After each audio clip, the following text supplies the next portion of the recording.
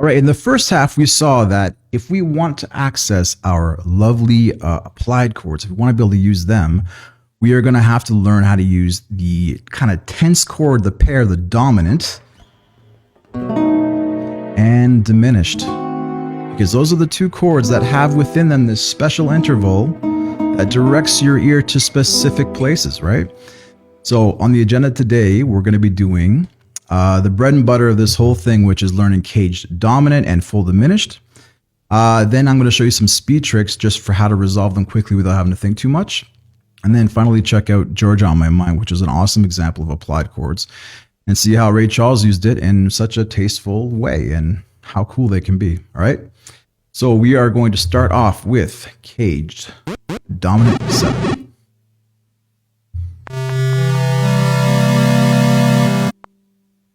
All right, here you can see the ingredients of this chord is a root, a third, a perfect fifth, and a flat 7. Okay, and that's the trick. Now, if we want to find that flat 7, there's two ways of doing it. It's really easy. You just take your octave, wherever your little green dot is there, and look 2 frets behind, or find a fifth and look 3 frets up. Let me show you what I mean. If we look back to just a major chord, let's say the E form, and I'm looking for, the flat 7, well, it's going to be -2 from the root, so there should be a flat 7 there, or 3 above the fifth, so there should be 1 right there. So let's go back to the dominant C, and there we go. So remember, for the fingering here, looks like that, finger 1, 2, 3, 4. So on any fret now, we can go our third finger, and our second finger a fret below, make our bar, and there's our dominant 7 chord. I could also put my pinky there on that 7, but pretty much we just need this. Okay? E form, dominant 7, and again, that's just taking a regular major chord. See that octave there? Dropping it by 2, and I have my dominant. Just take the pinky off. Okay, so let's check out the A form. Actually, let's go back there for 1 sec. That E form, again, is perfect for notes on the E string with finger 1 and 2. So if I wanted 7 dominant or 1 dominant, that would be the E form, right? I couldn't use it like on this 3. I'd have to use the A form. Okay, so anywhere on the fretboard, put your third finger down, then your pinky on the second string, make a bar, lightly touch the underside of the E string, and there we go. A form dominant. And again, that's taking a major chord, dropping the octave by 2 into the bar, right? I could also take the fifth up 3 and find a dominant like that, right? If I wanted to play all the strings. So that's A form dominant, and for our particular example here, the E position, it would be perfect for a 3. Maybe a 4, but you're going to see we don't use that 4 a whole lot, so that 3 dominant would be perfect for A form. What about the D string? As always, D form. Okay, anywhere, third finger, pinky, second finger, and I'm touching the underside of the A string so it doesn't ring. Okay.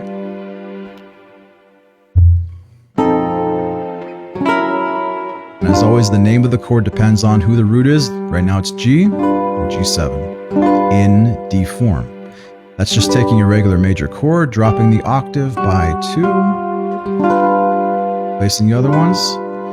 So far we got E form, dominant, A form, dominant, and D form, dominant. So if I wanted to play 6 dominant, I would be using my D form.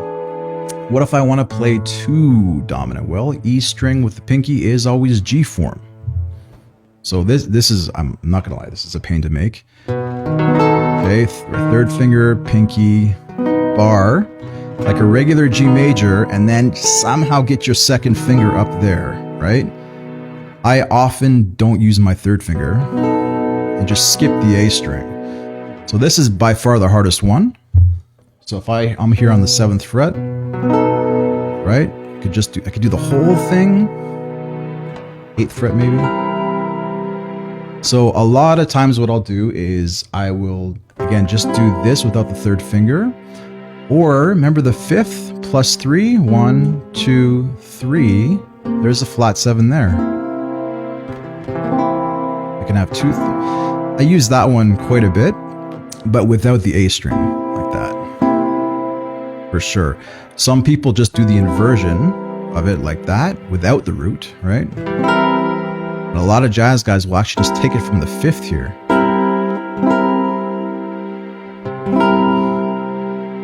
Okay, that's the hardest one. And that's going to be perfect for if I want a 2 dominant, I'll probably just do that. G form.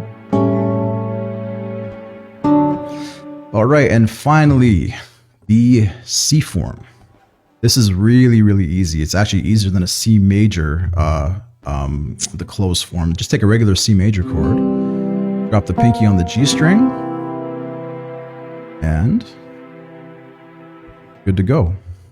Now you can't play the low or the high E string. A lot of times I'll go to the E string and grab the top 5th up there. It's a nice voicing for it.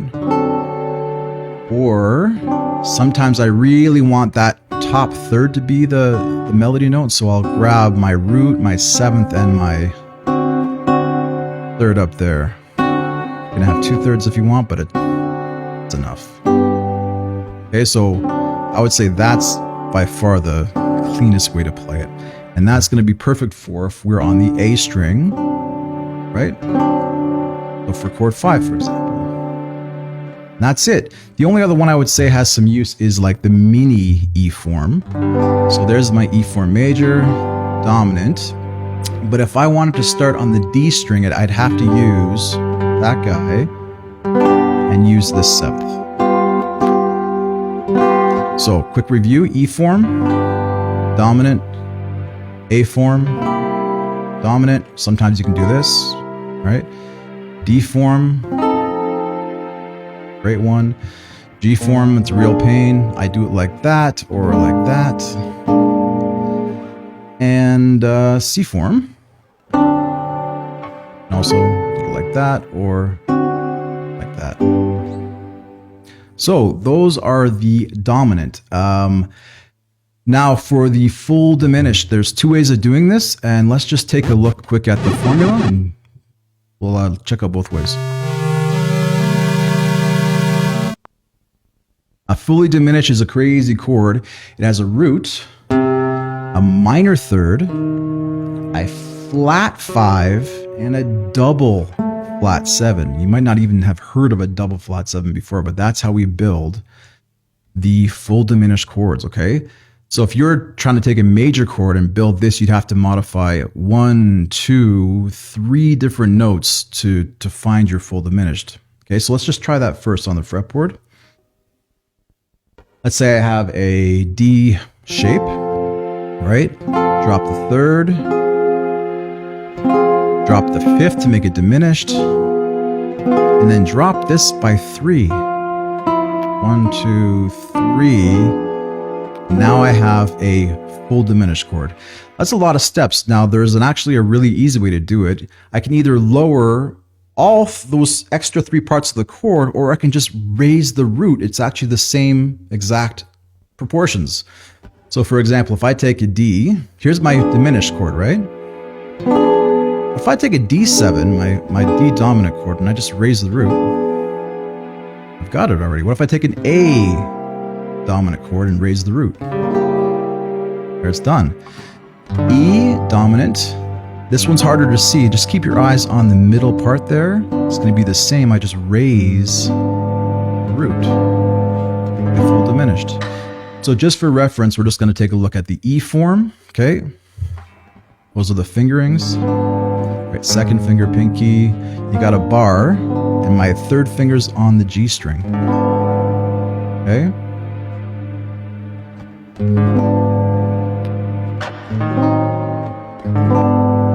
Now the A form. Oops. Okay. Just like the dominant, just with raised, I wouldn't even have to bar the A string anymore. All I'd need is the top two strings.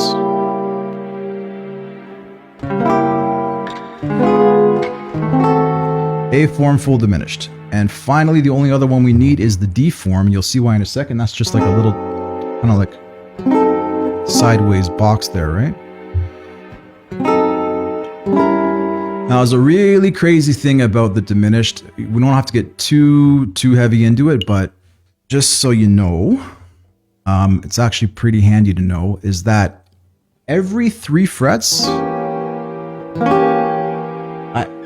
it's the exact same note. Okay, I have an E, B flat, you know, a C sharp, and a G there. If I move up, I get that same collection of notes. There's the G, there's the C sharp, there's the E, and then there's the B flat. I get the same exact notes. So take a look here. I open up the whole thing, you're going to see if I play this and I move 3 frets up, right? Same exact shape. 3 frets higher.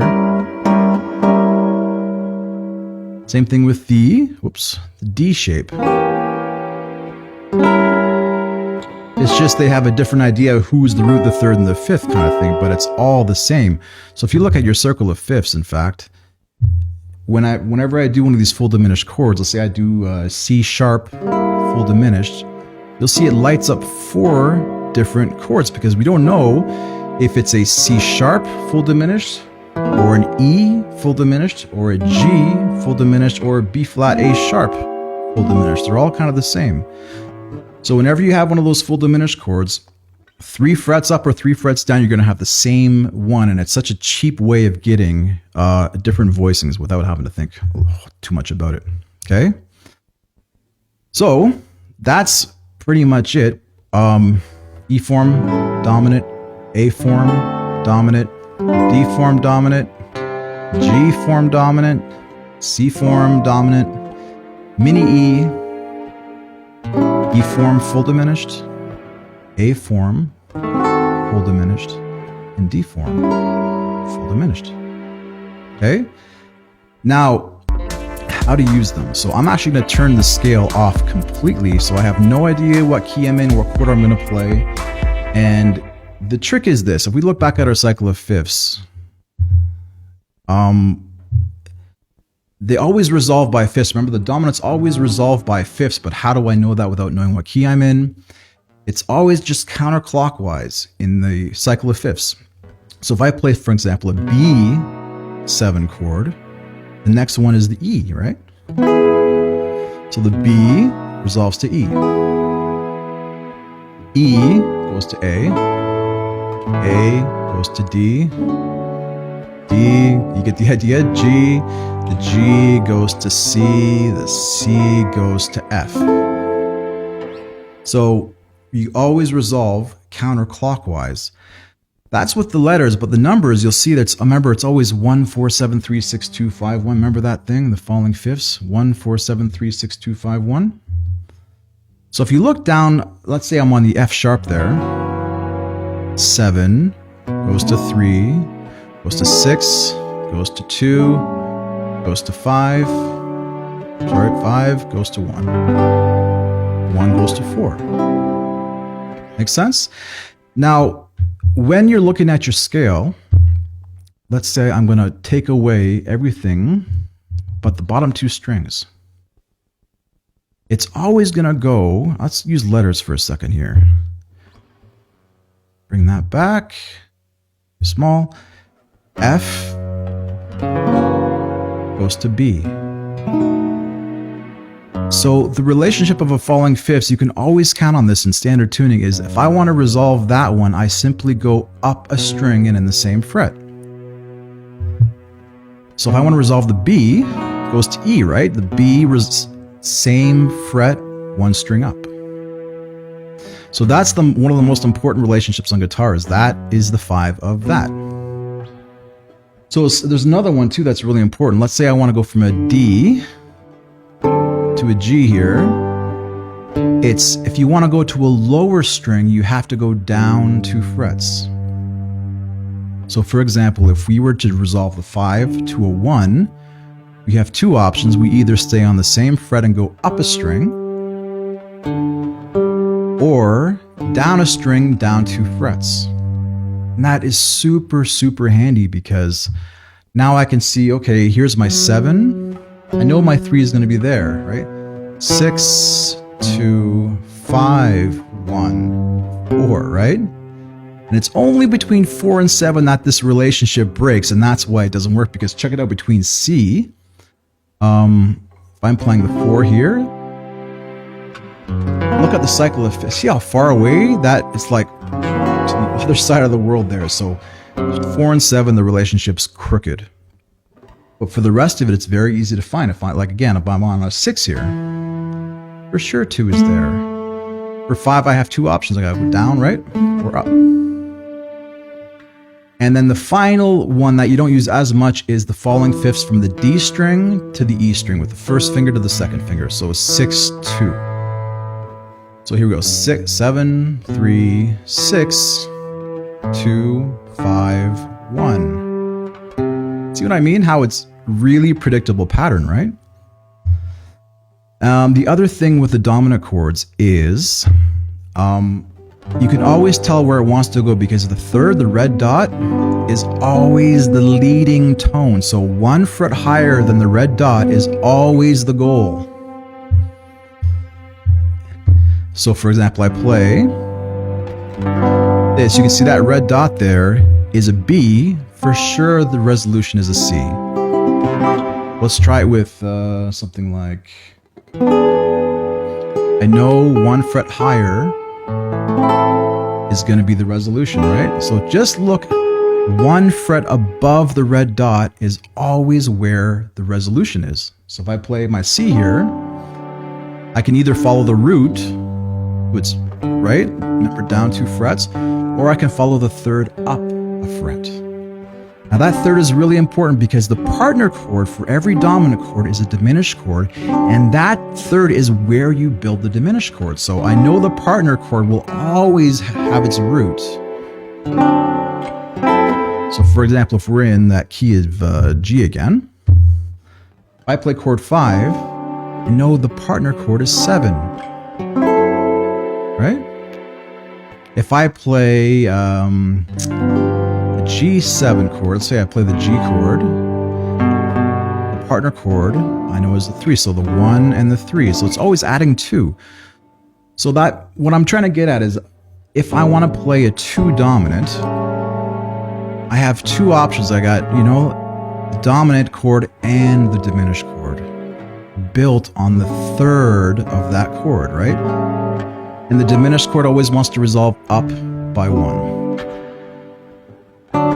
So knowing how your roots like to travel around the fretboard is really, really helpful. And also knowing that the third, the red dot, is always 1 below the goal. Plus, you can also just memorize 1, 4, 7, 3, 6, 2, 5, 1. So if I play 1 dominant, I know it wants to go 1 to 4. 7 dominant, 3. 3 dominant, 1, 4, 7, 3, 6, right? So let's just take a quick look at our cubes here, and you can see those are the dominant chords, like 1 dominant, right? We got 2 dominant, 3 dominant, 6 dominant, and 7 dominant. But on the third, or the red dot of every one of those chords, right? The red dot there is the diminished partner. That's where you build the diminished partner. So for example, if I wanted to go, okay, to 1 dominant, I know 3 diminished is the partner. Full diminished, half diminished, doesn't matter. If I have a 2 dominant, I know sharp 4 is the partner. If I have a 3 dominant, I know sharp 5 is the partner. If I have 6 dominant, I know sharp 1, right? There's 1, sharp 1 is the diminished partner. And finally with 7, I know it's sharp 2 is the diminished partner. 3, sharp 5, 6. Okay, does that make sense? So there's essentially 5 building blocks there, but they kind of come in pairs, so those are essentially 10 applied chords. If that makes sense. Okay. Now for Georgia, let's take a look at it. Let's say, bring this in here. And let's actually just take a look at the song, beat by beat. So I got chord 1. Dun-dun. Now the next chord is a 3 dominant. What do you think the next chord is going to be? 1, 4, 7, 3, 6.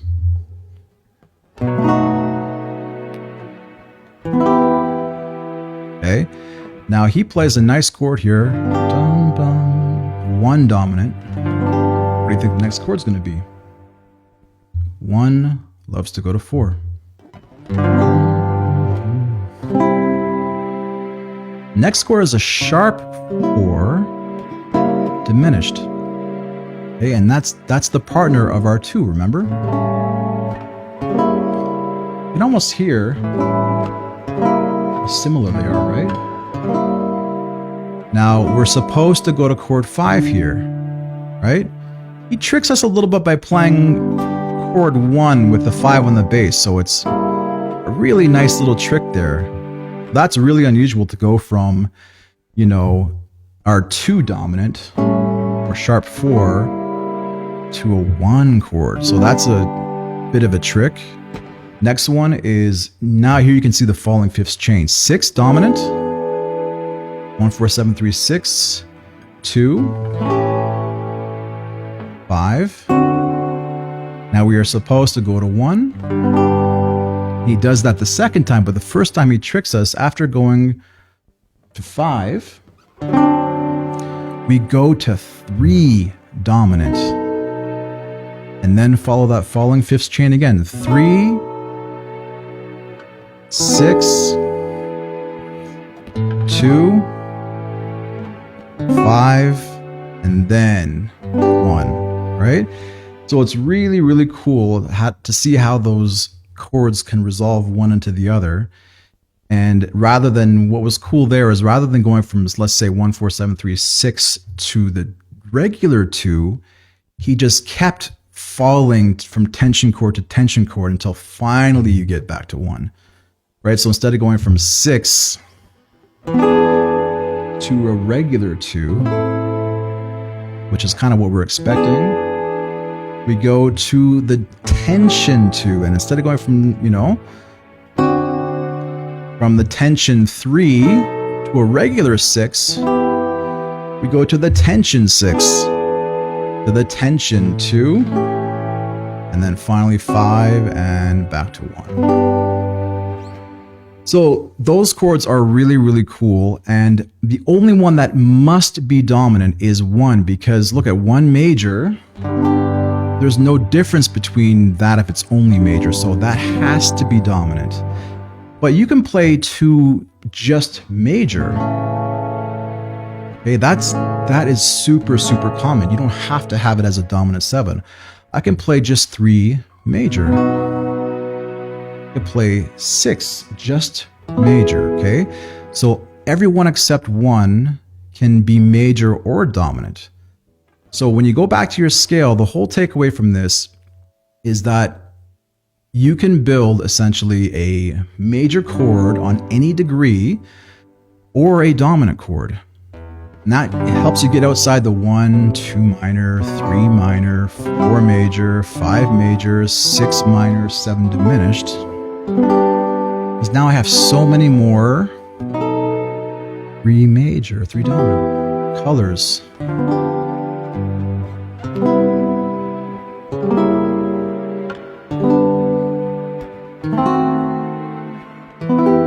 Right?